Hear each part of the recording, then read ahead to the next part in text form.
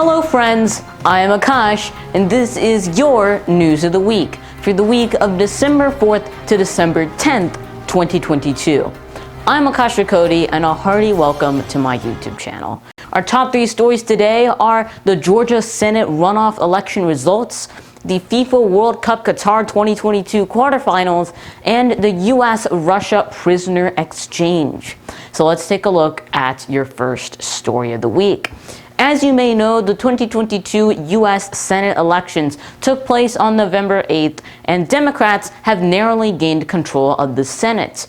Now, out of all of the contested seats, only one was left undecided until now, and that one is Georgia's Senate election. The incumbent Raphael Warnock, a Democrat, was campaigning for re-election to the Senate, opposed by Republican candidate and former football player Herschel Walker. Now, the election on November 8th between Warnock and Walker resulted in neither candidate being able to reach over 50% of the vote. And that means that both Warnock and Walker each earned 49% of the vote. So where did the remaining 2% go? Well, to a third-party candidate, Chase Oliver of the Libertarian Party, who won the remaining 2% sliver of votes. That was enough to force a redo of the election with just Warnock and Walker. This type of election is called a runoff. And on December 6th, Georgia voters took to the polling stations once more in the runoff election between Warnock and Walker. And the results were that Democratic Warnock had won the election with 51% of the vote compared to Republican Walker, who won 49%. Before this runoff, Democrats still had the majority in the Senate because of their 50 senators, plus the one president of the Senate. And the president of the Senate is actually the vice president, who is currently Democratic Kamala Harris. But Democratic victory in Georgia means that Democrats now have a simple majority of the Senate, 51 to 50. So this means that from now until the next election cycle for the Senate, if Democrats want to pass any laws that they feel appropriate, they can do so now, as they have both the president's control and the Senate. The only difference is the House of Representatives, which is still under Republican control. Now let's take a look at our next story. We are currently in the quarterfinals of the 2022 FIFA World Cup in Qatar. And there's been some major upsets among other very interesting battles in this tournament.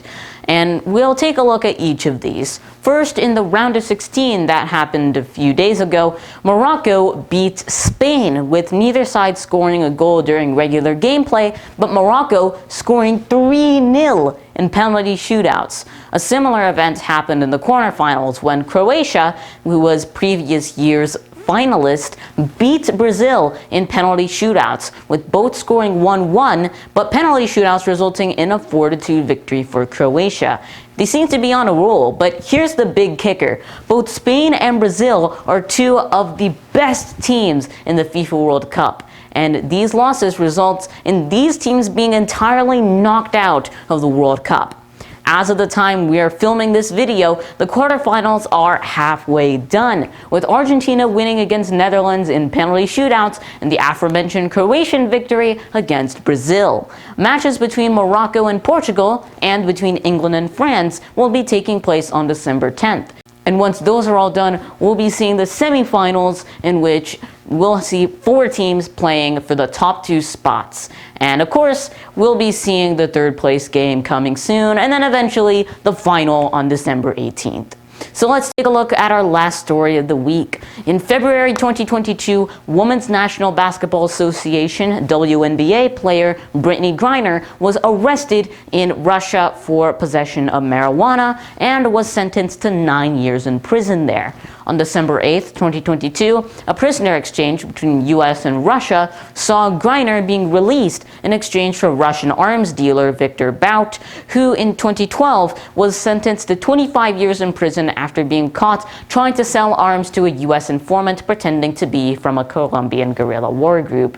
Now, that sting operation got Viktor Bout in prison. But originally, this deal between prisoner exchanges was set to release former U.S. Marine Paul Whelan, who in 2018 was arrested in Russia for alleged espionage.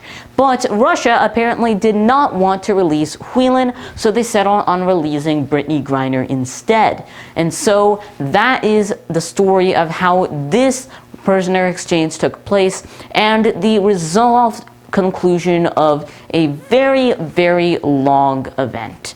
So that is all of your news of the week for the week of December 4th to December 10th, 2022.